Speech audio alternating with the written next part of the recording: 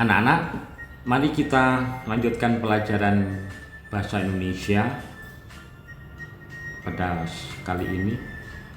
Nah, Pak Imam pada pertemuan kali ini akan membahas tugas pembelajaran yang diberikan oleh Pak Imam pada hari Sabtu tanggal 25 Juli 2020. Pada hari Sabtu 25 Juli 2020, Pak Imam telah memberikan tugas kepada kalian 3 hal.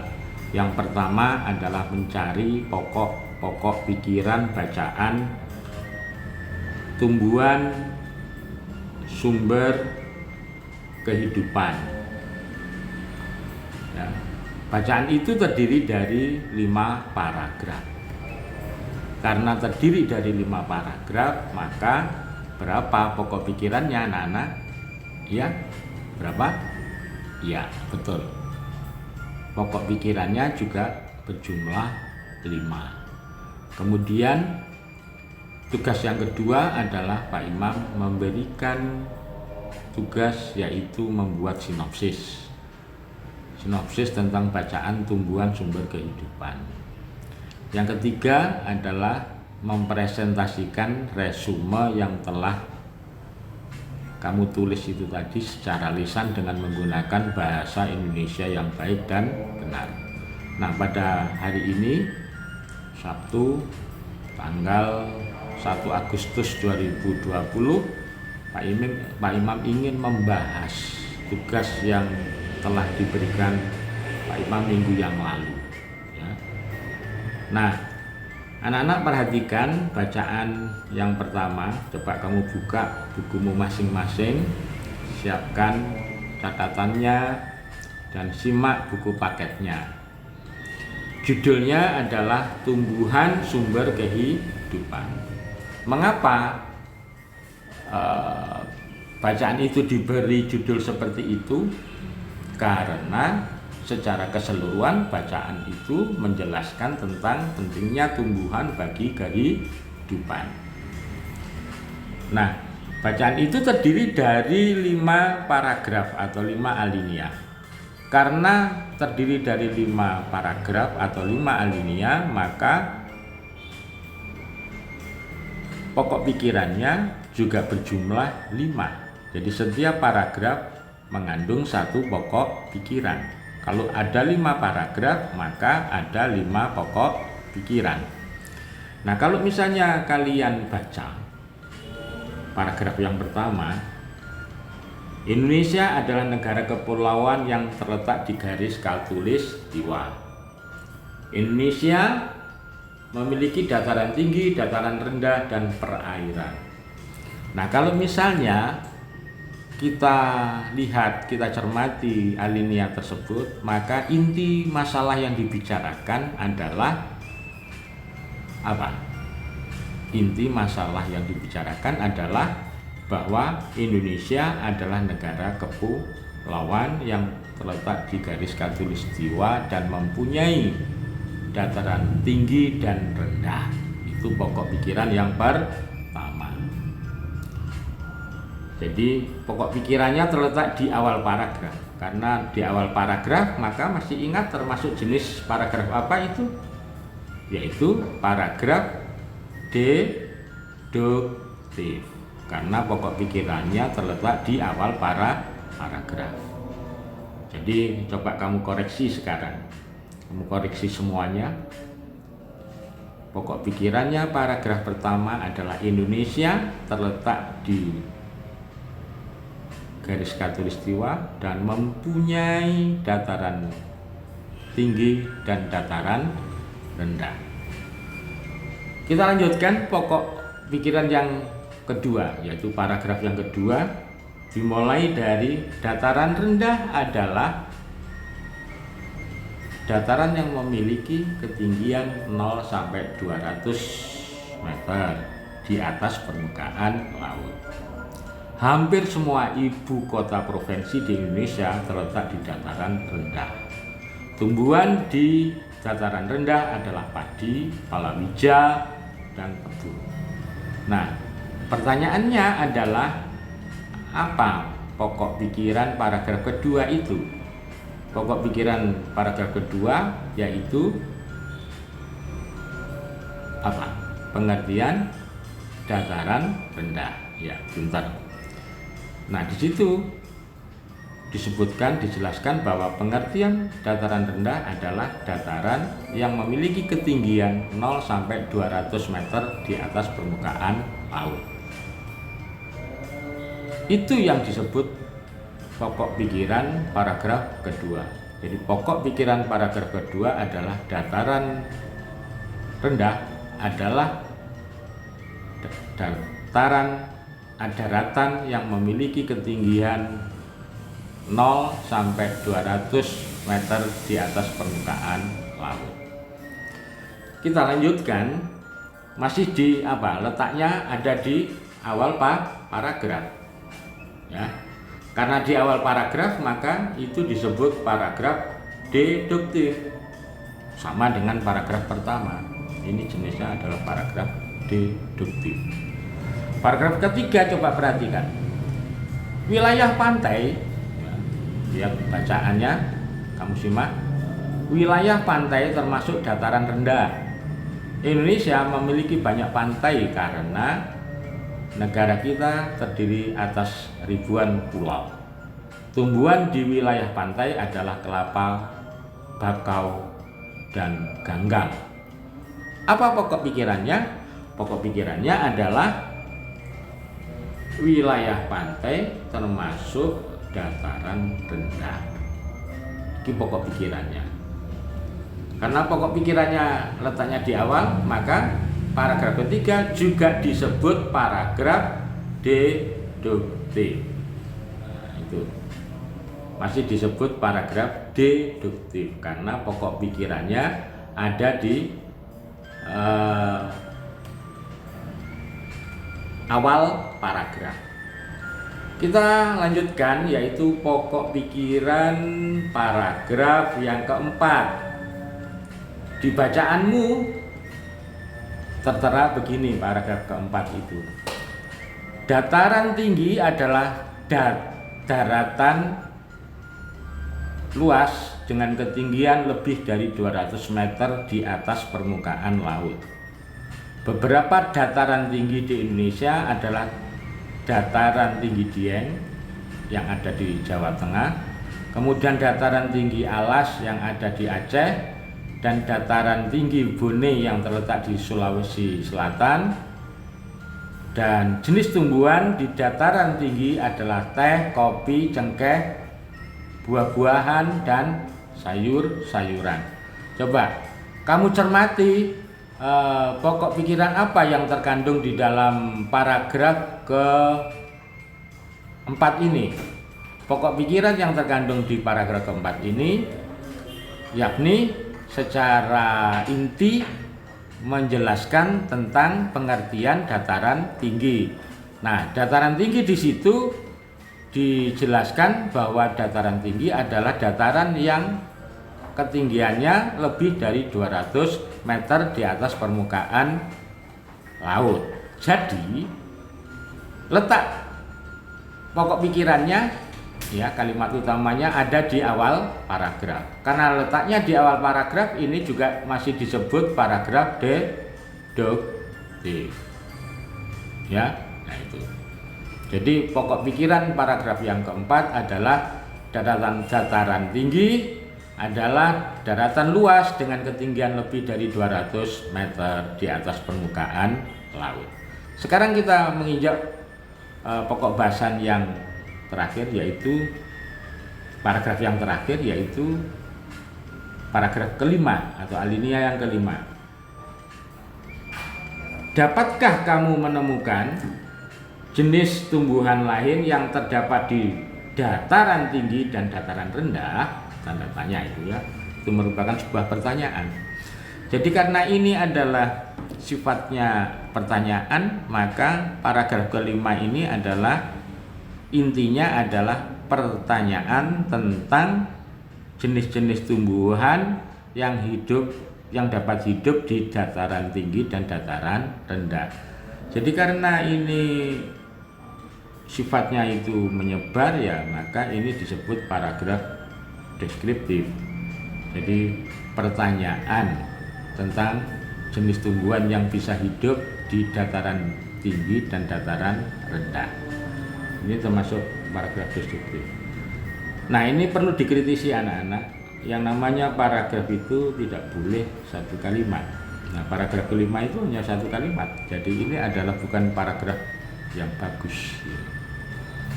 Karena bukan paragraf yang bagus, maka ya mau nggak mau ya tetap kita jawab saja ya. Ya, jawab saja. Nah, di situ pokok pikirannya adalah sebuah pertanyaan kepada pembaca agar pembaca dapat menyebutkan jenis-jenis tanaman yang bisa hidup di dataran rendah dan dataran tinggi. Jadi kesimpulannya anak-anak dari pokok-pokok pikiran bacaan tersebut ada 5 ya. Yang pertama, pokok pikirannya di paragraf 1 adalah sesuai dengan di PowerPoint saya itu. Coba kamu besarkan ya, kamu besarkan. Di paragraf pertama disebutkan bahwa pokok pikirannya adalah Indonesia, letaknya di garis khatulistiwa, dan terdiri dari dataran rendah dan dataran tinggi. Pokok pikiran paragraf kedua adalah dataran rendah adalah daratan yang ketinggiannya antara 0 sampai 200 meter di atas permukaan laut. Paragraf ketiga adalah daerah pantai adalah termasuk dataran rendah. Paragraf yang keempat adalah dataran tinggi adalah dataran yang ketinggiannya lebih dari 200 meter di atas permukaan laut. Sedangkan yang terakhir, pokok pikirannya adalah pertanyaan tentang jenis-jenis tumbuhan yang bisa hidup di dataran tinggi dan dataran rendah. Nah, jika kalian sudah menemukan pokok-pokok pikiran setiap paragrafnya, maka bagaimana membuat resumenya atau membuat ringkasan bacaannya? Maka perhatikan PowerPoint kedua. Cara membuat resume bacaan yang paling mudah yaitu dengan teknik menggabungkan pokok-pokok pikiran tersebut menjadi satu paragraf atau satu alinea. Jadi pokok-pokok pikiran itu kamu sambung, ya, kamu rangkaikan jadi satu, ya, kamu sambung. Nah, boleh juga ditambah kalimat transisi atau kalimat penjelas asalkan tetap memperhatikan keutuhan paragraf dan tetap memperhatikan keringkasan dalam penyusunan resume. Yang namanya resume harus ringkas. Kalau tidak ringkas itu bukan namanya resume. Gitu. Kamu boleh menambah sih kalimat-kalimatnya. Gitu. Boleh. Gitu. Misalnya ketika kamu menggabungkan kalimat pokok pikiran pertama dan pokok pikiran kedua kok rasanya itu tidak nyambung, maka di sela-sela kedua pokok pikiran itu bisa disisipi oleh kalimat transisi. Ya. Nah, itu boleh gitu. Itu caranya. Sehingga setelah pokok-pokok pikiran itu digabungkan menjadi satu, maka hasilnya adalah seperti ini. Di PowerPoint yang ketiga itu coba kamu perhatikan. Hasil resumenya adalah sebagai berikut. Coba kamu koreksi pekerjaanmu ya. Jadinya adalah Indonesia terletak di garis khatulistiwa dan memiliki dataran tinggi dan rendah. Dataran rendah yaitu titik ya. Nomor 2, dataran rendah adalah dataran yang memiliki ketinggian 0 sampai 200 meter di atas permukaan laut. Kemudian wilayah pantai termasuk dataran rendah. Nah, dataran tinggi adalah dataran luas yang memiliki ketinggian di atas 200 meter dari permukaan laut. Nah, jenis-jenis tanaman yang bisa tumbuh di dataran rendah yaitu padi, palawija, tebu. Sedangkan di dataran tinggi tanaman yang bisa tumbuh adalah teh, cengkeh, kopi, buah-buahan, dan sayur-sayuran. Nah, kalau misalnya kamu perhatikan paragraf itu, ya, alinea itu merupakan sebuah penggabungan pokok-pokok pikiran yang telah kamu temukan tadi. Nah, khusus yang nomor 5 itu kenapa saya beri warna kuning, itu adalah itu sudah dijelaskan, sudah merupakan penjelasan, itu merupakan kalimat penjelas. Pokok pikirannya tadi kan sebuah pertanyaan tentang tanaman yang bisa hidup di dataran tinggi dan dataran rendah. Itu kan tidak jelas, maka perlu dijelaskan. Nah, itu boleh, gak apa-apa. Jadi jenis tanaman yang bisa tumbuh di dataran rendah yaitu padi, palawija, tebu. Sedangkan di dataran tinggi yaitu teh, cengkeh, kopi, buah-buahan, dan sayuran.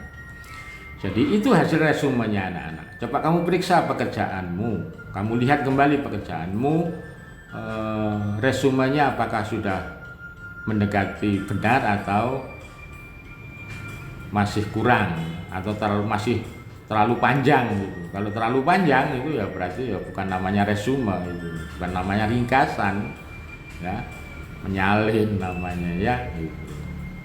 Nah, anak-anak, selanjutnya setelah resume itu kamu tulis, ya sekarang dipresentasikan.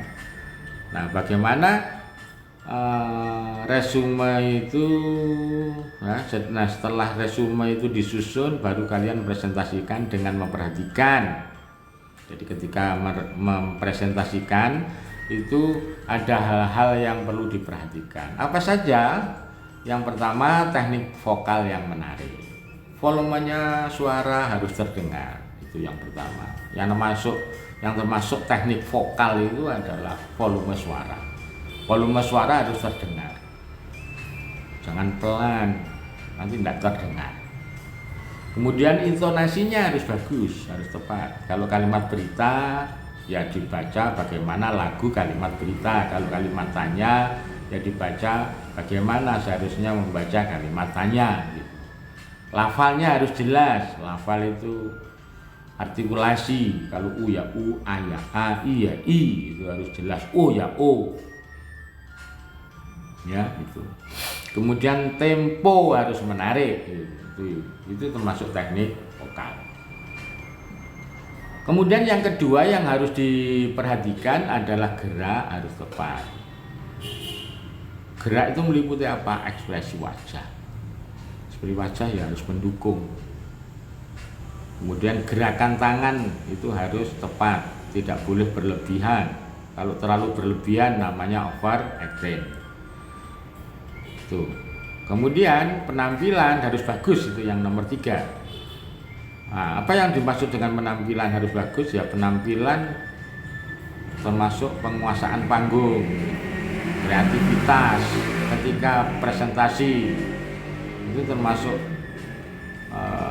kreativitas misalnya pada saat mempresentasikan dikasih musik, iringan, lamat-lamat, pelan-pelan. Nah, itu kreativitas gitu ya. Itu Nah, ini di bawah ini ada video contoh presentasi. Ya, di bawah ini ya. Di bawah PowerPoint ini nanti akan Pak Imam sajikan contoh bagaimana mempresentasikan sebuah resume dengan baik. Nah, kalian pasti bisa melakukan hal itu ya. Akan bisa melakukan hal itu. Dan setelah kalian memperhatikan penjelasan Pak Imam dari awal hingga akhir nanti, maka saya minta setiap anak harus mengirimkan tugas. Tugas apa? Tugas mencari pokok-pokok pikiran, kemudian membuat resume, dikerjakan di Google Form di bawah itu ya, dilihat. Nanti kalau sudah selesai kirim, tekan kirim. Nah, khusus untuk presentasi ya, itu di video. Ya, di video, suruh memvideo orang tuamu, ya, hasil videomu bisa kamu olah, enggak apa-apa, entah kamu kasih musik lamat-lamat, nah, boleh gitu, atau busananya kamu sesuaikan, kamu pakai busana Jawa misalnya, boleh, itu kreativitas. Kamu pakai busana Bali boleh, kamu pakai busana, pokoknya terserah lah, pakai busananya terserah. Yang kamu punya saja, ndak usah merengek-rengek meminta orang tua untuk menyewakan dan seterusnya, ndak perlu ya. Yang kamu punya di rumah, kamu pakaian santri juga boleh. Pada saat presentasi diiringi musik lamat-lamat, boleh ya, boleh. Itu namanya kreativitas. Dan kirim di bawahnya itu, kirim tugas itu, klik itu ya, di bawahnya itu kan ada kirim tugas itu ya. Nah, yaitu di atas itu ya, di bawah Google Form yang pembelajaran tanggal 25 itu loh ya, 25 Juli, di bawahnya Google Form itu kan ada Google Form, pertanyaan, pokok pikiran, menjawab di situ jawabnya. Resume ya di situ. Jangan ditulis di buku tulis kemudian difoto dikirim ke Pak Imam, HP-nya Pak Imam kebek kok hilang, kamu nggak dapat biji gitu. Ya, saya cek itu masih jarang yang setor ya. Nah, ini diperhatikan ya, diperhatikan ya. Kemudian khusus untuk resume itu di video, dan videonya itu kemudian kamu kirim ke Google Drive-nya Pak Imam. Caranya bagaimana? Nah, di bawahnya itu kan ada soal nomor 3. Di bawahnya itu ada kirim tugas. Nah, itu diklik. Kirim tugas diklik. Nanti akan keluar audio, video, foto. Yang kamu pilih ngirim apa? Video. Video diklik. Ya, video diklik, muncul kan? Terus ada tambah, ditekan, kemudian upload file video yang kamu kirimkan. Udah klik gitu, sudah nyampe dan bisa dicek gitu. Kamu bisa ngecek lagi apakah videomu itu sudah masuk kantongan tugas video itu atau belum gitu. Nah, itulah anak-anak pembelajaran pada hari ini. Saya mengulangi lagi bahwa pembelajaran hari ini adalah Pak Imam membahas tugas yang saya berikan tanggal 25 Juli kemarin. Nah, kamu bisa memperbaikinya, kalau salah dan seterusnya bisa memperbaikinya gitu ya. Yang belum kirim tugas itu langsung kirim tugas, nggak usah ditunda-tunda ya, karena bagaimanapun juga tugasmu akan dinilai oleh Pak Imam gitu. Begitu anak-anak, selamat belajar, jaga kesehatan, salam untuk kedua orang tuamu, selamat siang.